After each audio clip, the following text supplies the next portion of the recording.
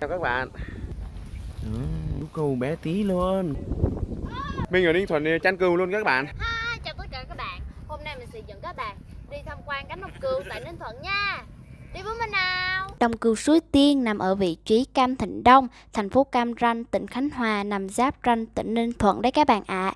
Đây là điểm du lịch khá mới mẻ với khu đất bao la, rộng lớn, được tô điểm bởi những tiểu cảnh khá là đẹp mắt. Con suối uốn lượn quanh co chạy vòng vèo bên cánh đồng.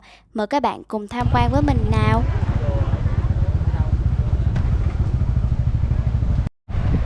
Đây là phía bên ngoài của cánh đồng cừu các bạn này. Đó là bãi đậu xe.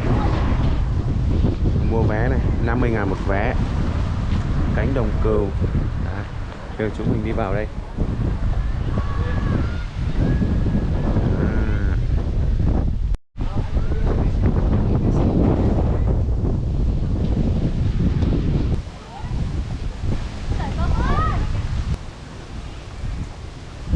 Đây là bên trong của cánh đồng cừu.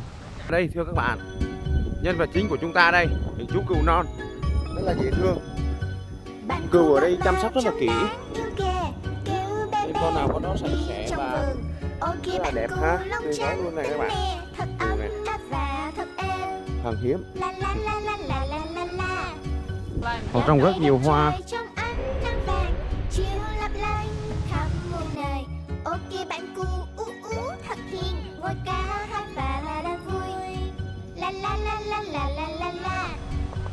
Mình cùng hòa nhịp với cả đàn cừu đi tung tăng khắp muôn nơi. Cừu này anh em, cừu. Cùng ca hát và cùng đàn vui. La la la la la la la la. Ba ba.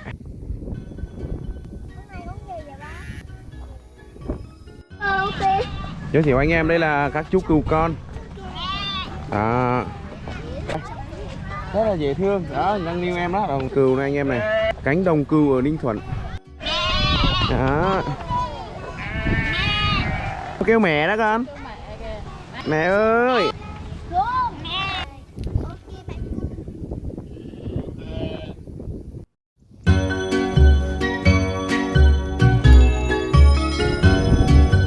Bạn cừu mập mạp trông đáng yêu kìa, kêu bé bé.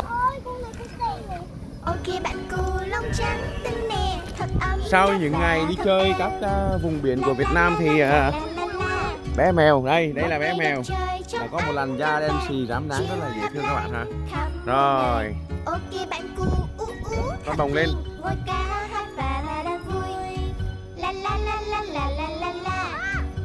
Mình cùng hòa nhịp với cả đàn cừu đi tung tăng khắp muôn nơi. Cả đàn cừu mập lông trắng tinh nè, cùng ca hát và cùng đàn vui. La la la la la la la la. Đây là các bạn trẻ đang chụp ở trong cánh đồng cừu ha. Đấy. Khách du lịch rất là đông. Các chú cừu rất là hiền các bạn. Đây có rất nhiều cây trúc, cây tre này, dừa này, đặc trưng của vùng Ninh Thuận này. Có một số khu sống ảo. Cây rơm đồng quê. Đó, bắp. Đó. Gia đình vào đây cho các bé chơi ha.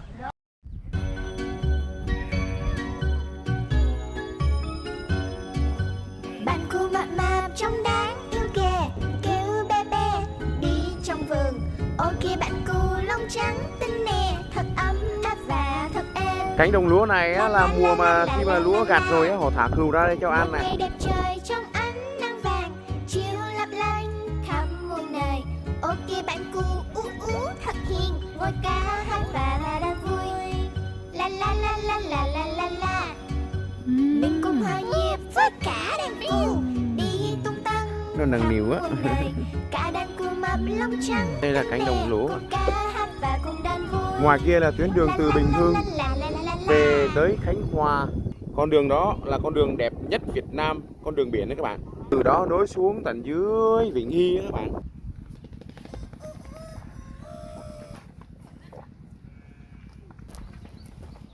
Mèo chưa được bồng con này đúng không mèo?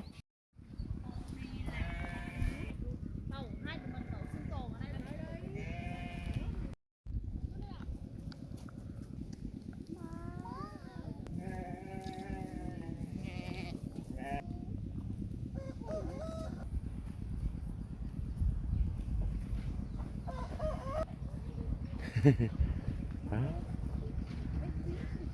Bé xíu à, bằng nắm tay à. Dòng suối này chảy trong rừng ra đó các bạn này. Ồ, trên rừng á, trên núi Chúa á. Giờ là khoảng tầm 6 giờ chiều rồi. Dê đi vào chuồng rồi các bạn á. Các bạn trẻ bạn đi vào để chụp hình này. Đấy. Hai bạn này chắc là mới cưới vào để chụp đấy. Đó. Chào hai bạn. Chúc hai bạn hạnh phúc. Đây là chuồng dê này. Đấy. Ở trên sàn này. Đó.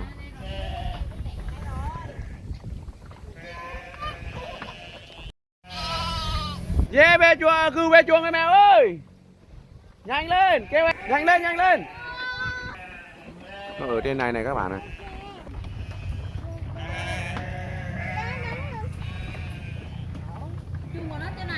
Cừu về chuồng, cừu ở nhà lâu. Đó. Vậy là hai đứa con của mình sẽ ở lại đây chăn cừu với mọi người thôi, ok. Đấy, đi chăn cừu. Cừu ở trên lầu này các bạn. Đó. Cừu về lầu. Cừu rất là khôn, rất là sạch sẽ các bạn ha.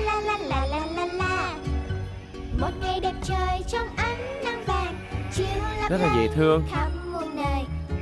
Mình rất vui được chia sẻ cho các bạn xem những thước phim đẹp như thế này ha. Đấy, cảm ơn các bạn luôn theo dõi mình những ngày qua ha. Đó, hai đứa con mình đi tắm nắng về đấy. Đấy, tắm 4 năm bãi biển tại Việt Nam rồi. Đây là phía trong.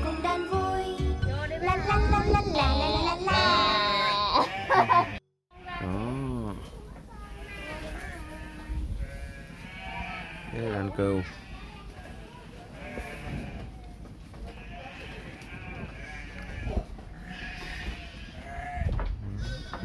Mình rất vui và hạnh phúc được chia sẻ cho các bạn xem những thước phim đẹp như thế này ha. Giờ là bé mèo và bé bầu sẽ ở đây với cừu luôn. Đó, đây là một con cừu này, con cừu đấy, đây là một con cừu mới bãi biển lên này. Đi tắm nắng có làn da tắm nắng rất là đẹp đấy. Chào cừu có làn da đỏ.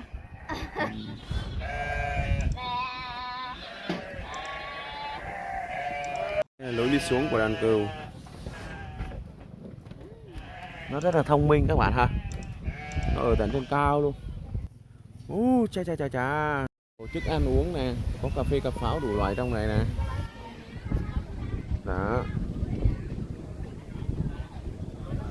Sông cánh đồng cừu đó các bạn nhé.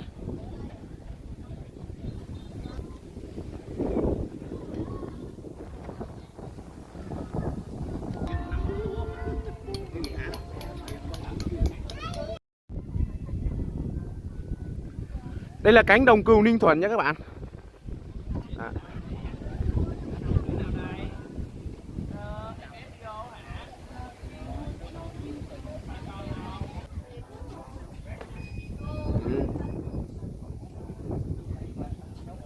Các bạn đang cắm trại trong cánh đồng cừu.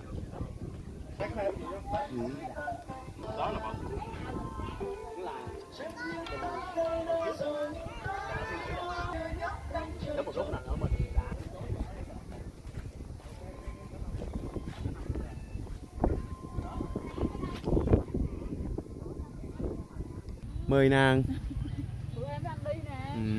Quá tuyệt vời. Bữa trước đi nó thấp, giờ nó cao khiếp luôn đó ha. Đây là khu phía trong của đồng cừu, có chỗ tổ chức ăn uống này, vui chơi giải trí các bạn này.